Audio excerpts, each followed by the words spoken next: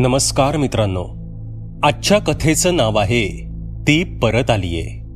कथेचे लेखक आहेत सुनील जावळे. कथेला आता सुरुवात करू.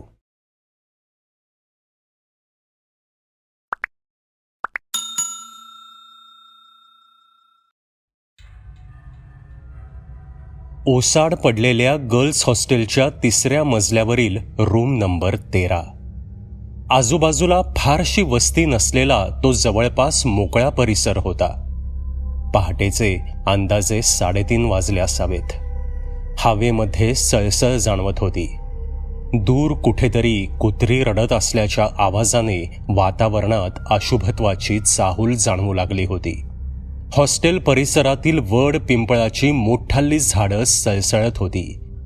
त्यांच्या विशाल छत्रीकार पर्णसंभाराच्या अस्पष्टशा सावल्या जमिनीवर नाचत होत्या.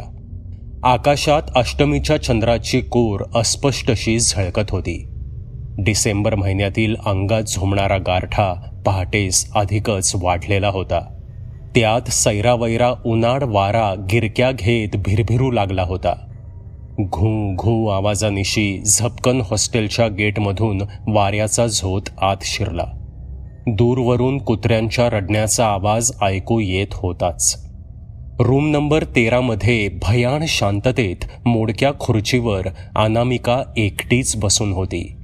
डायरी मांडीवर ठेवून दोन्ही हात डोक्यावरील केसांच्या बटांमध्ये खुपसून डोळे सताड उघडे ठेवून समोर गूढरित्या ती पाहत होती. मान खाली घातल्याने मोकळे केस कपाळावरून खाली येत खांद्यावर रोळत होते.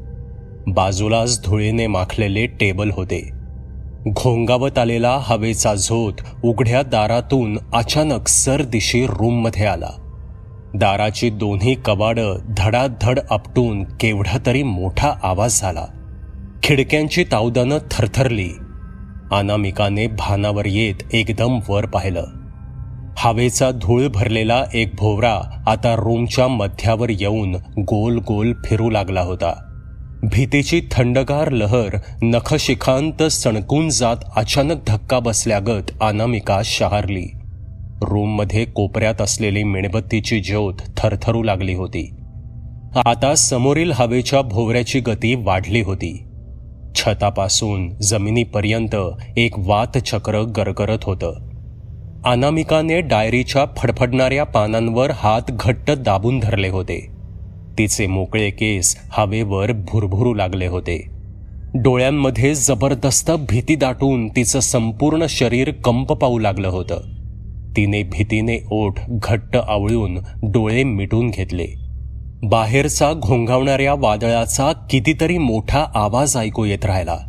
हळूहळू भिरभिरणारं वातचक्र गती कमी होऊन विरू लागलं आणि अनामिकाला रूममध्ये कोणाची तरी चाहूल लागली. तिच्या हाताला कोणाचा तरी थंडगार स्पर्श जाणवला. तिने भीत भीत हळूच डोळे उघडले. समोर पांढऱ्या रंगाची सलवार कमीज घातलेल्या तरुण मुलीची धुसर आकृती लवलवत उभी असल्याचं अनामिकानं पाहिलं. ती तरुणी मंद स्मित करून तिच्याकडेच पाहत जमिनीपासून फूटभर उंचीवर आधांतरी उभी असल्याचं जाणवलं. भीतीने गारठलेली अनामिका देहभान विसरून भारावल्याप्रमाणे त्या आकृतीकडे नजर लावून पाहत होती. हळूहळू त्या आकृतीचा चेहरा स्पष्ट दिसू लागला. मोकळ्या केसा आड दडलेला मोहक चेहरा आता अश्रू ढाळत होता. ती तरुणी कमालीची सुंदर होती. कमनीय बांधा, ठसठशीत शरीर सौष्ठव, लाघवी चेहरा बघून अनामिकाची भीड चेपली. तिने स्वतःला सावरलं आणि हिम्मत करून अनामिका तिच्या डोळ्यात पाहू लागली. त्या तरुणीने डायरीकडे इशारा करून अनामिकाला लिहायला सुरुवात करायला सुचवलं. हळूहळू अनामिकाला आपली शुद्ध हरपत असून अज्ञात खोल खोल डोहात आपण शिरत असल्याचं भासू लागलं. कुठल्या तरी शक्तीच्या अधीन होत मंत्रमुग्ध झालेल्या अनामिकाने उजव्या हातातील लेखणी डायरीतील पानावर टेकवली आणि लेखणीने सरसरत मजकूर उमटू लागला. तिचं स्वतःवर नियंत्रण नसल्याप्रमाणे आपसुकच ओळीच्या ओळी ती पानांवर लिहित सुटली. जणू ती तरुणी तिच्याकडून लिहून घेत तिची कर्मकहाणी तिला सांगत होती. अनामिकाचा लिहिण्याचा वेग जबरदस्त वाढला होता. पानांमागून पानं भरली जाऊ लागली. यात किती वेळ गेला पण तिला काहीच जाणवलं नव्हतं. शेवटी पूर्ण विराम देत तिने लेखन थांबवलं. ती तरुणी अश्रू भरल्या डोळ्यांनी हात जोडून अनामिकाला मदत करण्यासाठी याचना करत होती. अचानकच मेणबत्तीची ज्योत मोठी होऊन भगभगू लागली आणि समोरील तरुणीची आकृती पाहता पाहता अचानक विरळ होत जात अदृश्य झाली. अनामिकाने मेणबत्ती टेबलावर आणून ठेवली. खुर्ची पुढे ओढून डायरी टेबलावर ठेवली आणि आता मेणबत्तीच्या शीतल प्रकाशात डायरीतील मजकूर ती वाचू लागली. डायरीच्या पानांवरील अक्षरं डोळ्यांसमोर नाचत एक अबलेची करुण कहाणी सांगत होती. अनामिकाच्या डोळ्यातून अश्रू घळा वाहू लागले. अचानक उंचावरून पडून दाणकन आपटल्याच्या धक्क्याने अनामिका खडबडून जागी होत अंथरुणावर उठून बसली. तिचं संपूर्ण शरीर कंप पावत घामानं डबडबलं होतं. डोळ्यांपुढे काजवे चमकत तिला भोवळ येत होती. बेडरूममधील वातावरणाशी हळूहळू सरावत जात तिने डोळे उघडले. मघाशी जे काही मी पाहिलं ते स्वप्न होतं, पण माझा त्या तरुणीशी काय संबंध आणि कुठली भयंकर जागा होती ती? वसतिगृहात असतात त्याचप्रमाणे रांगेत असलेल्या खोल्या, लांबलचक पॅसेज, खाली उतरणारा जिना, रिकामी असलेली ओसाड इमारत, आजूबाजूचा गूढ परिसर, हे सारं मी पाहिलं होतं? अनामिका स्वतःशीच बोलत होती. त्या गूढ तरुणीचा चेहरा पुन्हा एकदा तिच्या डोळ्यांसमोर तरळून गेला. डायरीतील ओळी जशाच्या तशा तिला आठवू लागल्या. तिच्यावर झालेला अमानुष अत्याचार, एवढं घृणास्पद कर्म करूनही पुराव्यांच्या अभावाने कोर्टाने खुन्यांची केलेली निर्दोष मुक्तता, अशा लांडग्यांना शासन घडवण्यासाठी तिने केलेली विनंती, सारं काही तिला आठवू लागलं. रश्मी मोहिते तिचं नाव. रॉयल कॉलेजमधील वाणिज्य शाखेतील TYची ती विद्यार्थिनी होती. कॉलेजची miss royal beauty queen award विजेती, स्पोर्ट्समध्ये सुद्धा अव्वल. असं सुंदर रत्न कॉलेजमधील टार्गेट कंपूंच्या डोळ्यात भरलेलं. मात्र एकालाही थारा न देणारी ती गोजीरवाणी नाजूकशी अबोध कळी वखवखलेल्या कामांध लांडग्यांकडून अमानुष अत्याचार होऊन अवेळीच कुस्करली गेली. के. अभयराव इनामदार वसतिगृहातील रूम नंबर 13 मध्ये 5 अडदांड कॉलेज गुंडांकरवी बलात्कार होऊन शीलभ्रष्ट झाल्याने अगतिक झालेल्या रश्मीने गळफास लावून घेतला. शी, किती हा घृणास्पद प्रकार. मी एक खासगी डिटेक्टिव्ह म्हणून रश्मीने मला स्वप्नात तिथे बोलावून तिची दारुण कर्मकहाणी सांगितली. सुडाग्नीने धगधगता तिचा अतृप्त आत्मा त्या 5ही कॉलेज गुंडांचा बळी मागतोय. त्यासाठी त्यांना वसतिगृहातील रूम नंबर 13 मध्ये आणण्यासाठी घातलेली ही गळ आहे. हो, पण रश्मीला न्याय मिळाला पाहिजे. हलकट कुत्र्यांना रश्मीच्या तावडीत देणं हाच आता एक टास्क आहे आणि अनामिकेने तो स्वीकारलाय. हरामखोरांनो, अनामिका येतीये. वाचवू शकाल तर वाचवा स्वतःला, असं स्वतःशीच म्हणत अनामिका जिद्दीला पेटून उठल्यासारखी ताडकन उठून उभी राहिली. रॉयल कॉलेजला जाणारी सिटी बस थांब्यावर उभी होती. बऱ्याच तरुण तरुणींचा घोळका गर्दी करून बसमध्ये चढत होता. अनामिका बस थांब्याजवळ हळूहळू चालत आली. सिटी बस तुडुंब भरली होती. रॉयल कॉलेजचा टपोरी कंपू अजून दाराजवळच उभा राहून बसमध्ये शिरणाऱ्या तरुणींची छेड काढत होता. रश्मीने सांगितलेला हाच तो कंपू असावा, असा विचार अनामिकाच्या मनात आला. अनामिकाने बसच्या दिशेने धावायला सुरुवात केली. एव्हाना तो टपोरी तरुण ग्रुप बसमध्ये दारातच उभा होता. टाईट जीन्स पॅन्ट आणि गुलाबी सैलसर टॉप घातलेली अनामिका मोकळे केस पाठीमागे सारत बसच्या दरवाजापर्यंत पोचली होती. बसने वेग धरला तशी अनामिका बसच्या मागून धावू लागली. पुढच्याच क्षणी तिने दरवाजा गाठला, पण पायरीवरून पाय घसरून ती फरफटत जाऊ लागली. पण दैव बलवत्तरच म्हणायचं. एका बलदंड हातांनी तिचे दोन्ही हात धरून संपूर्ण देहास अलगद उचलून छातीशी आवळून धरलं. अनामिका जवळजवळ त्याच्या बाहुपाशात सामावून गेली. तिच्या महागड्या सेंटचा सुगंध, देहाचा कामुक गंध त्याने दीर्घ श्वास घेऊन उरात भरून घेतला. त्याने तिला बसच्या आतील पॅसेजमध्ये हातावर उचलून आणून उभी केली. त्याच्या भावना चाळवल्या गेल्या. तो अधिकच जवळ येऊन तिला खेटून उभा राहिला. त्याच्या बरोबर असलेल्या त्या चौघांमध्ये आपसात नेत्रपल्लवी सुरू झाली. एकाने झपकन तिला डोळा घातला. तशी तिने लज्जित होऊन मान खाली घातली. शर्मेने बसमधील दांड्याला धरून कशी बशी तोल सावरत ती उभी होती. चौघांनी त्या सुपर हिरोकडे पाहून डोळे मिचकावून विशिष्ट इशारा केला. त्याने सोज्वळतेचा आव आणून तिकडे दुर्लक्ष केलं. अनामिका त्याच्या कृतीने सुखावली. हसून तिने त्याच्याकडे प्रेमपूर्ण कटाक्ष टाकला. त्याच्याही काळजाचं पाणी पाणी होत तो थोडा दूर सरला. Are you newcomer student? नाव काय तुमचं? त्या तरुणाने विचारलं. मी अनामिका, मुंबईहून आलीये. माझ्या वडिलांची इथे बदली झालीये. By the way, glad to meet you. तुमचं नाव काय?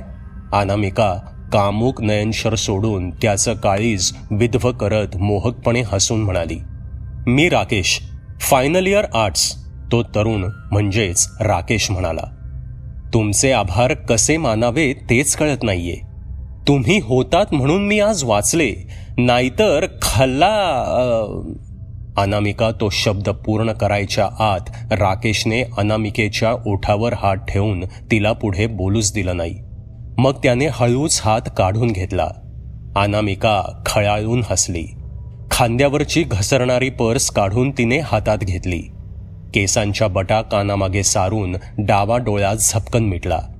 त्याला हळूहळू तिचा इशारा कळत होता. तसे तुम्हाला आभारच मानायचे असतील तर माझ्यासोबत कॉफी शेअर करायला यावं लागेल. नाही म्हणजे तुमची इच्छा असेल तर, राकेश म्हणाला. का नाही? तशी उपकाराची थोडी तरी भरपाई करायला हवीच. चालेल मला, अनामिका डोळे मोहकपणे नाचवत म्हणाली. ओके देन, पुढच्या स्टॉपवर एक कॉफी शॉप आहे, मस्त कॉफी मिळते तिथे, राकेश म्हणाला. ओके बॉस, असं म्हणत अनामिकाने हाताची बोटं कपाळावर नेऊन सलाम ठोकला. दोघेही हळूहळू गर्दीतून पुढे सरकत दरवाजापर्यंत पोचले. कंडक्टरने घंटी मारताच बस गप्पदिशी आचका देत थांबली. अनामिका त्याच्या हातात हात देऊन बसची पायरी उतरू लागली. बसमधील चौघांनी हात उंचावून राकेशला बेस्ट लक दिलं. बोल अनामिका, काय मागू खायला? इथला केक एकदम भारी असतो, राकेशने कॉफी शॉपमध्ये बसून एक नजर सर्वत्र फिरवत विचारलं.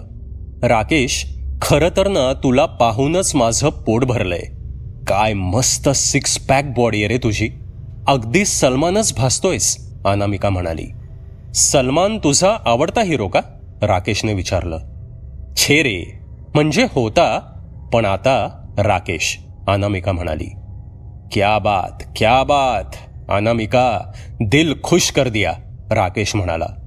और भी खुश कर दूंगी, अनामिका म्हणाली. काय? राकेश उद्गारला. अरे दचकलास का? एवढं तगडं शरीर आहे आणि मुलीसारखा मुळूमुळू बोलतोयस, अनामिका म्हणाली. तुझा बिनधास्त स्वभाव आवडला बुवा, राकेश म्हणाला. आणि मी? अनामिकाने विचारलं. बाप रे, पहली मुलाकात इतनी रोमॅन्टिक होगी सोचा भी न था. अनामिका, आय लव्ह यू, राकेश म्हणाला. त्यावर अनामिका म्हणाली. अनामिका काय रे, मला नाही आवडत ते नाव. त्यापेक्षा डार्लिंग ॲना म्हणणं. सिर्फ नजरों से इश्क फरमाओगे या? तिच्या सूचक बोलण्याने राकेशला धक्क्यावर धक्के बसू लागले. त्याच्या डोळ्यात आगळीच चमक दिसू लागली. तर मग कुठे जाऊयात? माझ्या मित्राची रूम आहे, अर्धा तास लागेल टॅक्सीने, राकेश म्हणाला. अरे राकेश, हे बघ, आज नको, हवं तर उद्या जाऊया. आणि हे काय रे भिकारड्यासारखं दुसऱ्याच्या रूमवर? त्यापेक्षा मी घेऊन जाईन, तिथे येशील, मस्त मजा करूया, आणि ते सुद्धा रात्रीच, असं म्हणत अनामिका हळूहळू तिचे मदनपाश आवळत आणत सावज सापळ्यात ओढत होती. इतक्यात कॉफीचे मग पुढ्यात आले. अनामिकाने मग उचलून राकेशच्या ओठांशी लावला. राकेश डोळे फाडून तिच्याकडे पाहतच राहिला. त्याने कॉफीचा एक घोट घेतला. अनामिकाने तो उष्टावलेला कॉफीचा मग तिच्या गुलाबी ओठांजवळ आणून लावला. राकेशला स्वर्ग आता 7 बोटच शिल्लक राहिला. आधीर होत तो तिचा कामुक देह आधाशासारखा एक टक पाहत राहिला. Okay then, see you tomorrow evening. Bike आणशील तू? अनामिका म्हणाली. Yes, it's my pleasure. मी आपल्या स्टॉपवर येतो बाईक घेऊन, राकेश म्हणाला. बाय हनी, मी जाते माझ्या रस्त्याने, तू नंतर ये. उगाच लोकांच्या संशयी नजरा आपल्याकडे वळायच्या. इतके बोलून अनामिका कॉफी शॉपमधून उठून बाहेर आली आणि समोरून येणाऱ्या टॅक्सीला तिने हात दाखवला. दुसऱ्या दिवशी अनामिका बस स्टॉपवर येऊन उभी राहिली. आज तिने खूप भडक मेकअप केला होता. जीन्सची टाईट पॅन्ट आणि त्यावर लाल हाफ भायांचा टी शर्ट, पायात सिल्व्हर कलरचे हाय हिल सँडल्स, गळ्याभोवती काळा स्ट्रोल लपेटून कमरेवर गाठ मारली होती. बस स्टॉपपासून दूरवर चौघे 2 मोटरसायकलसह थांबलेले तिच्या तीक्ष्ण नजरेने लगेचच टिपले. सगळेच्या सगळे बाणगुळ आज रश्मीच्या हातात सोपवणं शक्य होणार असल्याचं पाहून अनामिकाचं मन आनंदी झालं होतं. सर्व सैतानांची पिलावळ सावजामागून माग काढत आपसुकच गळ्याला लागणार होती. विचारांच्या भोवऱ्यात उभी असलेली अनामिका बाईकच्या धडधड आवाजाने एकदम भानावर आली. तिने चमकून समोर पाहिलं तर राकेश डोळ्यांवरचा गॉगल काढून त्याची बाईक थांबवत होता. अनामिका हसून त्याच्याकडे पाहत पुढे येऊन त्याच्या मागे सीटवर बसली. राकेशने बाईक सुस्साट सोडली. मागील 2ही मोटरबाईक सुरू झालेल्या तिने मागे वळून पाहिलं. रात्रीचे 11:30 वाजून गेले होते. अनामिका त्याला रस्ता समजावून सांगत चक्क मृत्यूच्या दरीत घेऊन जात होती. दूरवर मागील बाईकचे हेडलाईट्स लुकलुकणारे 2 ठिपके येत असल्याचं दिसत होतं. हमरस्ता सोडून एका खडबडीत रोडवरून आता बाईक धावू लागली. शहराबाहेर सुनसान भागात बाईक येऊन पोचली. तिने राकेशला आणखी थोडं पुढे जायला सांगून पुढील वळणावर असलेल्या पुरातन अशा ओसाड 3 मजली इमारतीसमोर बाईक थांबवायला सांगितली. राकेश डोळे फाडून फाडून समोरील के अभय पटवर्धन नावाचा बोर्ड असलेल्या वसतिगृहाकडे पाहू लागला. अगं एना डार्लिंग, हे काय, कसली मनहूस जागा शोधून काढलीस? छे, इथे नको, त्यापेक्षा आपण हॉटेलमध्ये जाऊया, राकेश भयभीत होऊन इमारतीकडे पाहत म्हणाला. का रे, इथे का नको? इथे कोण कडमडणारे आपल्याला डिस्टर्ब करायला? आणि मला ना रोमॅन्समध्ये थरार हवाय, अगदी ब्लू व्हेल टास्क सारखा. एवढी पैलवानगिरी दाखवतोस आणि इथे लटलट कापतोयस? अनामिकाने त्याच्या न कळत दूरवर थांबलेल्या बाईक्सकडे दृष्टी टाकत म्हटलं. ओके, पण हा ब्लू व्हेलचा 40वा टास्क तर नाही? टेरेसवर जाऊन उडी टाकायचा? राकेशने विचारलं. भित्री भागुबाई रे, भित्री भागुबाई. लोग मोहब्बत में जान भी देते हैं और तुम एक ऐसे हो, शी, आय डिसलाइक इट, असे म्हणत अनामिकाने त्याचा हात धरून त्याला ओढतच लोखंडी गेटमधून आवारात प्रवेश केला. अनामिकाच्या पाठीमागून राकेश पाय ओढल्याप्रमाणे येऊ लागला. अनामिकाने राकेशच्या हातातील सेलफोन काढून घेतला आणि सेलफोनचा टॉर्च सुरू करून जिना चढायला सुरुवात केली. तिने जिन्यातील तुटक्या खिडकीतून डोकावून बाहेर पाहिलं तर चौघे धटिंगण बाईक दूर लावून आवारात आलेले दिसत होते. अनामिका खुदकन हसली. राकेश वासून तिच्या धूर्त हसऱ्या चेहऱ्याकडे पाहू लागला. 2 मजले चढून वर आलेले ते दोघे 3ऱ्या मजल्यावर जाणारा जिना चढू लागले. खालच्या मजल्यावरून वर जिना चढत येणाऱ्या दोघांच्या बुटांचा खाड खाड आवाज कानी पडत होता. अनामिका 2रा मजला पार करून 3ऱ्या मजल्यावर येऊन पोचली. राकेशचा हात धरून त्याला खेचतच रूम नंबर 13च्या दिशेने ती चालू लागली. राकेश भीतीने गळपटून गेला होता. भीतीने त्याचं सर्व शरीर थंड पडलं असल्याचं अनामिकाला जाणवू लागलं होतं. तो रखडत अनिच्छेने अनामिकाच्या पाठोपाठ चालत राहिला. 3ऱ्या मजल्यावरील जिन्याकडून 4 रूम सोडून पुढे रूम नंबर 13 होती. अनामिका सेलफोनच्या प्रकाशात रूमवरील नंबर पाहत पुढे जात होती. अचानक राकेशला धक्का देऊन तिने त्याला दूर ढकललं. सेलचा टॉर्च बंद करून विद्युत वेगाने अनामिका मागे रूम नंबर 11 मध्ये तीरासारखी पळत जाऊन अदृश्य झाली. एकटा राहिलेला राकेश तिथल्या पॅसेजमध्ये संपूर्णपणे काळोख झाल्याने धडपडत पावले टाकत पुढे जाऊ लागला. पुढच्याच क्षणी रूम नंबर 13च्या जवळ डोळे मोठाले करून तो समोर पाहत उभा होता. त्याचे 4ही पंटर अजूनही 3ऱ्या मजल्यावर पोचलेले दिसत नव्हते. अनामिका दाराआड लपून त्या चौघांची वाट बघत होती. अचानक वावटळ सुटावी तसा झंझावत घोंगावू लागला. दूरवर कुत्र्यांच्या रडण्याचा भेसूर आवाज कानी पडू लागला. झाडांच्या पानांची सळसळ वातावरणात थरार वाढवू लागली. एक मोठा झंझावत भिरभिरत आला आणि पॅसेजमध्ये धुमाकूळ घालू लागला. गरगरत येणाऱ्या राक्षसी वाऱ्याचा जोरच एवढा होता की राकेश धडपडून रूम नंबर 13मध्ये ढकलला गेला. भिरभिरणाऱ्या वातचक्राने 3रा मजला चढून आलेल्या चौघाही अडदांड टपोरी पोरांना कोणीतरी मागून ढकलत आणल्यासारखं वर खेचून आणलं होतं. चौघेही भेलकांडत रूम नंबर 13च्या दिशेने ओढले जाऊ लागले. अनामिका चटकन 11 नंबर रूममधून बाहेर पडून खाली जाणाऱ्या जिन्यावरून धावत सुटली. तोपर्यंत वाऱ्याचा भोवरा पुढे निघून जात रूम नंबर 13मध्ये गरगर फिरत होता. राकेशचे चौघेही सहकारी तरुण एका अज्ञात जबरदस्त ताकदीने खेचले जात रूममध्ये येऊन पडले. रूमचं दार धाडकन बंद झालं. आतमध्ये 5ही जणांच्या किंचाळण्याचा आवाज ऐकू येऊ लागला. खिडक्यांची तावदानं सताड उघडली जाऊन दणादण आपटू लागली. रूममध्ये कुठल्या तरी शक्तीने एकेकाला उचलून भिरकावून देत असल्याचं भासत होतं. बचावासाठी पुकार करणाऱ्या आवाजांची तीव्रता वाढली. होय, रश्मीचा आत्मा तिथे आला होता. आपल्यावरील पाशवी अत्याचाराचा बदला घेण्यासाठी तो तिथे आला होता. ह्यासाठी अनामिकाने तिला मदत केली होती. सैतानी कृत्य करणाऱ्यांना संपवूनच रश्मीचा आत्मा मुक्त होणार होता. रूम नंबर 13मध्ये घुसलेला रश्मीचा अदृश्य आत्मा एकेकांना त्वेषाने धोपटून काढत होता. जमिनीवर मानवी शरीरांची चालू असलेली अदळापट आणि बाणगुळांच्या धडपडीच्या आवाजाने जमीन हादरत होती. अनामिका वसतिगृहाच्या बाहेर पडली होती.